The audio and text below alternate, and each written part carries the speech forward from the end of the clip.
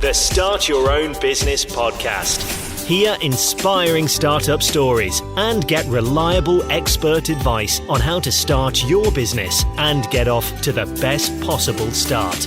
Brought to you by Startup Donut, helping small businesses succeed. Hello, I'm Chloe Thomas, your host, and in this third series of the Start Your Own Business podcast, you can get free practical advice from experts and small business owners that can help you to set up a new business and get off to a great start, saving you time and money along the way. Welcome. In this episode, we're going on a startup journey. We are talking to a successful e-commerce business and new product brand about how they've gone about their startup journey. It's packed with tips and tricks to help you make your startup easier and more straightforward. We're talking about research steps, the people you're going to be working with, how to ask for help, community marketing, and a whole lot more. Now, before we meet our guest, do find out about the show sponsors, Dell Technologies, and how their technology solutions could help your business to become more productive, efficient, secure, and successful. This series of the Start Your Own Business podcast is brought to you by Startup Donut in association with Dell Technologies. Did you know you can get even more out of Startup Donut with new exclusive benefits from Dell Technologies? Dell has what you need to start, scale, and succeed, including end-to-end tech solutions to boost productivity and maximize security so you can focus on innovation. The Startup Donut partnership with Dell means you get top products at special prices and a personalized consultation from a dedicated tech advisor who will get to know the goals of your business. Are you ready to get growing? Find out more by emailing our Dell Small Business Association's UK representative at sbauk@dell.com. That's sbauk@dell.com. It's now time to introduce our expert, Surlender Pendress of the award-winning stationery brand The Love Writing Company, which is based in the Black Country, West Midlands. It provides innovative writing pencils, erasable colour pencils and washable crayons developed specifically for children's hands, and engaging handwriting practice books too. All of this is created to make it easier, quicker and more enjoyable for children to learn to write, which helps with the children's confidence too. Surlender started the Love Writing Company in 2019 with Mark Sherwood. Hello, Surlender. Hi, Chloe. Hello, it's brilliant to have you here with such an awesome product. But let's go back in time a little. What were you doing before you decided to start working for yourself? Well, I was on a bit of a journey. I spent a lot of time wishing I was doing something different. I was working for an insurance company. I had a corporate role, and it was a role that I felt that I never quite fit in, but I was a single mom. So very much so, finance, time, everything was limited. So yeah, I was in a corporate career that I always felt that I shouldn't be. I just belonged somewhere else, but it was very difficult being a single mom just because of all the restrictions. And when you started Love Writing Company in 2019, it wasn't actually your first startup. So did you take some lessons or any lessons at all from the first experience that have helped you make Love Writing Company journey easier? Absolutely. One thing when you're starting out in a new business as an entrepreneur, it can be quite a lonely journey. So one of the key things that I took away was to surround yourself by experts. Ask. If you don't ask, you don't get. And also as well, for me, one of the biggest key take was be careful with who you actually set up a business with, because that in its own is probably it could make or break your company. So key takes for me was people are a must, patience, perseverance are the second things. People and perseverance and patience, so crucial. But I love that your people side of it is both about going out there and asking for the help, which I think startups are so bad at doing. Yeah. And there's so much advice available out there for free, but also find the right person to start a business with, because people change when they become business partners, I've found, and And finding the right person to be in business with is really, really tricky. It's a very tricky thing indeed, because when you first meet people, there is sometimes a mask, but you very quickly do identify what's behind that person. So I would always say, if you're going to go into business, whether it's family or whether it's friends, be very careful of what you have agreed on, what you both want, because like you said, people change. And what often happens is you start then resenting that person. So, making sure you pick the right person to work with is very important. But also, unless you try something as well, you're never going to know. And also, it doesn't mean people are being devious when they change. Often they think they want the same thing as you. And then 6 months, 12 months down the line, they realise, actually, you wanted to do X and they actually only really wanted to do Z or something. Exactly. That's what happens. And also as well, you find that your visions in the beginning are aligned, but then you haven't actually had that proper conversation. Like you just said, I wanted to do this, but you wanted to do this, but then also distractions happen, life happens. It's a commitment. Setting up a business is a commitment. You both have to have your visions aligned, and you both have to have your key roles as well clearly defined. That's where things start to go wrong, because you kind of separate. I will do this part of the business, I will do that part of the business, and then life gets in the way, something else happens, and suddenly you'll end up doing everything, and you start resenting that partner that you went into business with. So yes, picking the right person, making sure your vision is aligned, and also key tasks, key roles are very, very important. Yeah, and I would say don't be afraid to write it down in black and white. Absolutely. So there's no confusing assumptions being made or something. No. Okay, so some really important lessons brought in from the first startup into Love Writing Company. Let's go deep on Love Writing Company then. Where did the idea come from? When my children were little, they absolutely hated writing, especially my son. The vision I have is of him sitting down there doing his homework, then throwing the pencil across the table, saying, "My hand hurts." And I was, "Don't be so silly. Everybody writes, all the kids use it. What's your problem?" And then I started to watch him and realised he just absolutely struggled, had no control over the pencil. He wasn't enjoying the homework that was presented to him at school.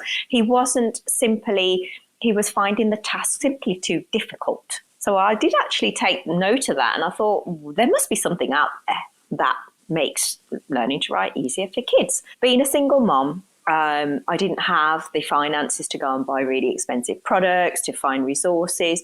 And my other thought was, I'll get some private tuition for him. It just wasn't simply affordable. Did some research on the market, nothing. There was nothing available at all.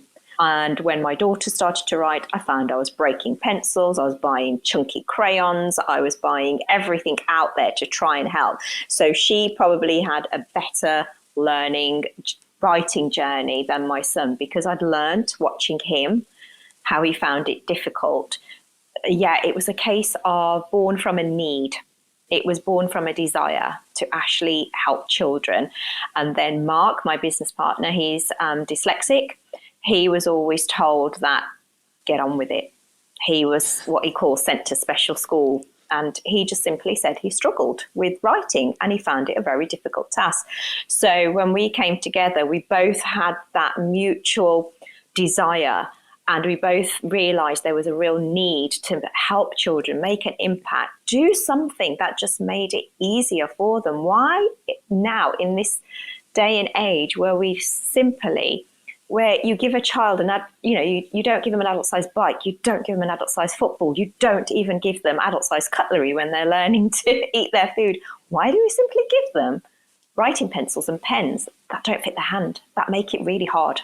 Well, and the ability to write is such a fundamental part of school in life. So it just, if the kid isn't feeling confident with their writing, it's going to damage their performance everywhere, presumably. Absolutely. It's a known fact. If a child is confident in his writing, They academically get better results. And it's not just that, it's being about creative, it's about putting your thoughts on paper, it's about expressing yourself. If a child can write, they'll automatically read more as well. So it all goes like hand in hand. So we have just struggled to understand why this process has not been looked at before, why this process has not been delved into properly. So absolutely, learning to write is a key fundamental learning block of education. So you found the holy grail of anyone who wants to start a business. You found a problem that nobody was solving. How did you go about testing whether there was actually a market in it? Because there's always the question, well, is the reason no one solved this problem because actually there's no money in solving this problem? So what steps did you take to work out this was a good idea for a business? Absolutely. The first steps is, you have an idea and then you have to identify your why. Why are you doing this? Because that's key, because you will be doing whatever you're doing. You could be doing this for a very long time. So you've identified there's a problem. The next thing to do is identify why. Why are you doing this? It could be, I want to make a difference. It could be to make an impact. It could be for financial reasons. All of those reasons are valid. So once you've got your why, then it's like the how. So how am I going to do this? So the first element of your business is research, key research. You must spend a lot of time researching this idea you have, and you have to look into the market. You have to look at how am I going to source suppliers?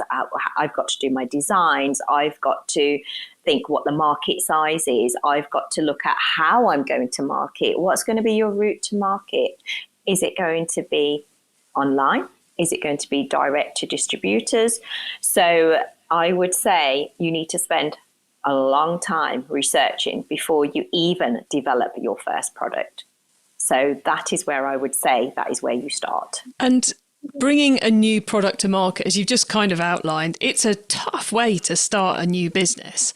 There's an awful lot of things you have to discover before, an investment of time and effort and energy you need to put in before you're going to earn anything back at all. So how much time and investment did it take to get to not necessarily a position of profitability, but a position where you were really confident that the business you were going to be launching was going to see success? Well, proof of concept is what you need to be looking for. So, and obviously, like I just spoke about, first you do the research, then you do development, and then you do the test. So before you've even started, you've probably gone through a 6-month journey of researching, developing your product, getting samples made, getting prototypes made. Then you have to go to focus groups, ask friends, family, go out there, ask people to do. We worked with some educational specialists to look at the design. We worked with experts who then went out and tested the products for us with groups of people. So before you've even sold one product, you've probably spent thousands of pounds and months of research as well. But that is fundamental, because you could spend £10,000, launch your product into the market, and no one's interested because you haven't done the research. So the first element of setting up the business is critical, is the research, and then getting the funding. So funding to power your business is absolutely key. And there is lots of startup help. There is lots of funding availability. If you've got an innovative idea as well, there's lots of free grants available to you as well. So it's key that you actually research not only your idea, but where am I going to access this money? Friends, family, grants, government. Could it be bank? Could it be? So that's very much key as well. I love the fact you brought in the funding part of it there as well, because I think people don't research it. It's just, put it on a credit card or something. But actually, there are options out there if you put that time in. That may seem to some of the listeners like an awful lot of pre-work to put in, pre-spending to put in before you go live as such. But it does mean when it comes to launch, you have the confidence, you have the knowledge to start well, doesn't it? Absolutely. And also with the new evolving world, e-commerce has come in. You no longer have to wait for retailers or distributors for them to sort of prove your concept and then take months and years to list your product. E-commerce has changed everything.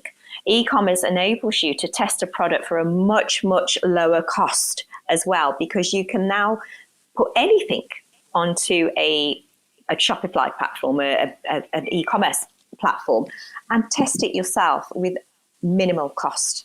So, it's about having that idea, doing all the research, and then looking at, like I said, your path.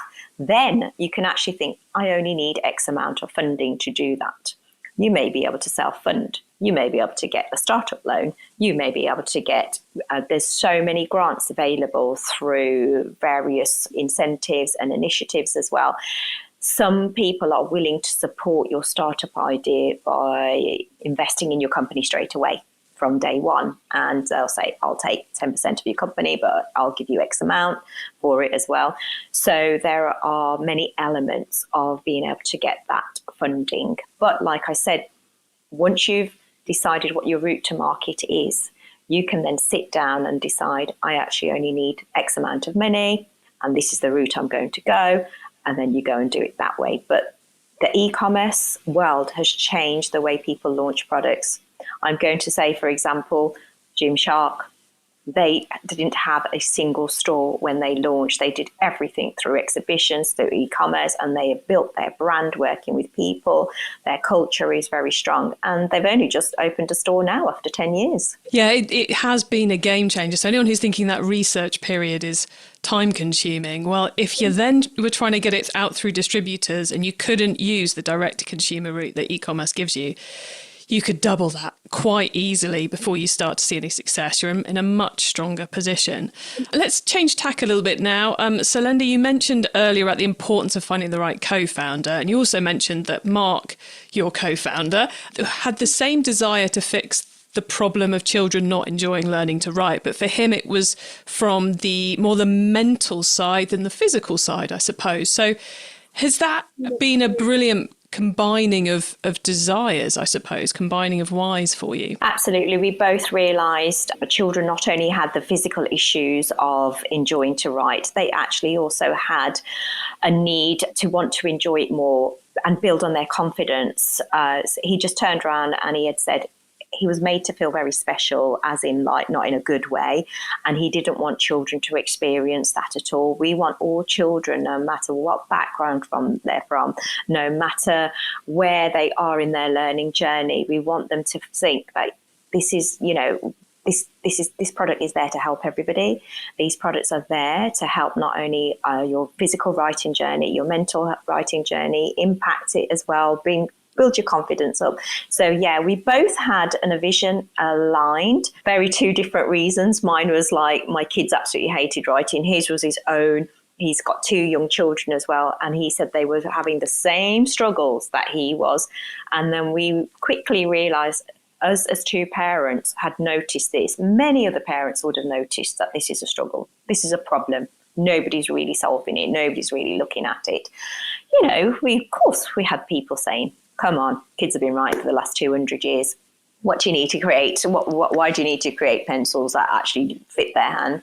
My argument is, just because it's been done for 200 years doesn't mean that it's right. My argument is, it doesn't mean that it doesn't need to evolve. Like, everyone can get to London on a horse and cart, but we use cars. So true. And how have you gone about splitting the responsibilities of the business with Mark? Because you said earlier that was, one of the key things people should get right. So have you got any tips for those listening on that? Yeah, it's to focus on your key strengths. It's to look at what you both do. So if you're going to have a business partner, they've got to bring something. If you're going to bring an investor in, they've got to bring something through the table. So Mark's background was creative design, and he was all about branding and marketing. Me, I was all about the product. I was all about the design. I was all about the manufacture. I was all about getting the product made, doing the logistics, and also I had a good idea about social media as well. So we both found our skills aligned. We were both very different, with a desire to do some good in this world. And also, of course, at the end of the day, we all want to have some financial gain as well.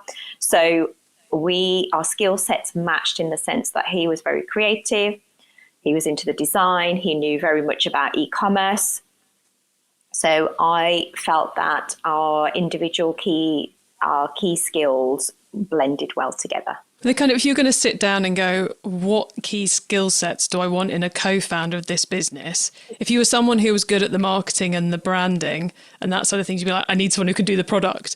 And if you're someone who knew how to go through the manufacturing process with the product, like, I need someone who can do the marketing and the branding. So it's almost like you're two sides of the same coin. I think sometimes people go into business with someone who's just like them, and it's not ideal, is it? No, my philosophy is if you're going to work with people, make sure that they probably, an area that you're not maybe a bit so au fait with, make sure they're better at it than you. So if you're going to go into business, if you're going to work with someone, employ that person who knows more than you. Employ that person who can help build what your ideas are, but can probably deliver it better than you. So yeah, absolutely. I think working with someone who's identical and has the same skill set is never going to work, to be honest with you, because you can do that yourself. You don't need two if you're doing exactly the same thing. You need to fill some more gaps. Looking back at the launch of Love Writing Company, is there anything you would have done differently given what you know now, the joy of hindsight? Well, we launched just before COVID, that little thing. So tiny thing. So our desire very much was to be a retail and trade. We wanted to get into schools. We wanted to get into the retailers. Well, literally, we launched the company, proved the concept. People were buying. People were loving it, getting great feedback. And then schools closed, retailers closed. And we were like, right, now what do we do? So we had to very, very quickly change our strategy, and become an e-commerce focused company. So I would say if there's one thing I would like do differently is to have a backup plan in case things go wrong. I mean, nobody could predict COVID. Like that's for sure. I felt that I'd done all the research I could possibly have done into the brand. I could have done, we worked on a strong marketing strategy. Nobody could predict COVID, and I would say we very quickly had to change our mindsets and think, okay, we had to open ourselves up to being this e-commerce company, going straight out there to the market. We were just not prepared for all that dramatic change that was happening. And even now, sort of 2 years after COVID, we still feel the effects, and the world's changed a lot post-COVID as well. So the only thing I would change is perhaps be a bit more aware of the issues that can arise. But how do we predict something like COVID? Well, and I think any startup who before now had global pandemic shutting down everything as something they'd actually got into, they probably we would have turned around and gone, you don't need to worry about that. You're taking it too far. So I guess it, you've got to be ready to pivot. However solid you think your plans are, they have to change a bit. And given the pandemic has forced you to focus on the e-commerce and the online and the direct to parent side of things, do you think that's given you a stronger business in the end, or is it now a relief to get back to the original sales distribution plan? I actually felt, like you said, we pivoted and we had to adapt. And suddenly what we found was people not only just wanted a product, they wanted a community. They wanted a go-to place. The way the world evolving now is people are looking at your product, seeing the benefits of it, but they're also looking at your culture. They're also looking at what your visions are. They're also looking at what you stand for as a company. So what we had to do was basically not only sort of become a very strong e-commerce brand, but we suddenly became a community. We were getting people constantly emailing, messaging us. Can you help us with this? Can you help us with that? What can we do for this? How do we do this? So yeah, we had to, what it enabled us to do was really identify what a customer and a parent wants really identify what a child wants.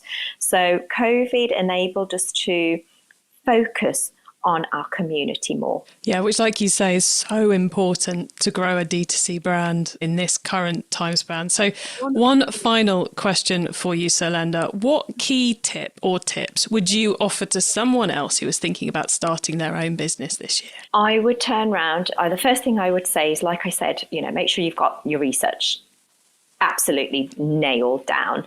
Make sure you are reaching out to your network, not only your own network, but there is a vast support out there as well. So the way I found the biggest things that I found for me, like I said, was people.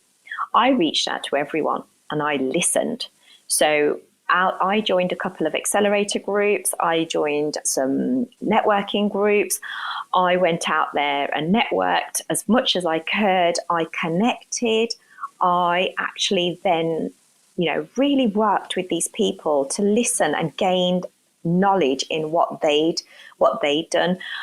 The biggest key is, at the moment, if someone came to me and said, Surlender, I've got this business, this is what I want to do, I would feel confident because the knowledge that I gained, I could probably help them, support them a bit more, because they wouldn't have to make the mistakes that I made, which not only cost time and money, also as well, it can put you a little bit behind as well. So I would absolutely say is go out there, follow your passion, follow your dream. Don't let people put you down, because that was one of the key things that I struggled with. It was like, oh, I've got this idea, this is what I want to do. And they were a bit like, really? Do you want to do that? Do you not just want to get a job? Do you not think you're a bit too old to do this? Why do you want to do it now? Your kids are grown up, go and do something else. So it is like, get the right people in your circle. Secondly, it is absolutely, make sure you have a wide network when it comes to like business. Join every possible group you can. Join programs. In Birmingham, we had a NatWest Accelerator group, which was a group of entrepreneurs working together. And I also did the Aston Growth Programme. I cannot thank those two enough, because I met like-minded people, I got coaches, I got mentoring, and it was all provided free. So I would definitely say go out there and reach out your network. Surlender, so much good advice. Before we say goodbye, could you please let the listeners know how they can find you and your business on the web, please? Yeah, absolutely. So we have our own Shopify site, which is www.lovewritingco.com. You can connect with us on our social media. Just look at Love Writing Co. We offer so much help and support. Even if you're just looking for something to get your children having a bit of fun, we've got loads of free downloads. We offer digital stuff. We offer physical stuff. We also support. If you've got a little bit of a question that you want to ask us, jump onto our Facebook or Instagram pages. So you'll find us on the website. We're on Amazon as well. And also there are some independent retailers that have us too. So just feel free to have a look. Brilliant. Thank you so much for joining us on this podcast today, Surlender. It's been an absolute pleasure chatting with you. Thank you so much for having me. It's an absolute pleasure. And I very much believe in giving back to the community as well. So anyone I can help them, feel free.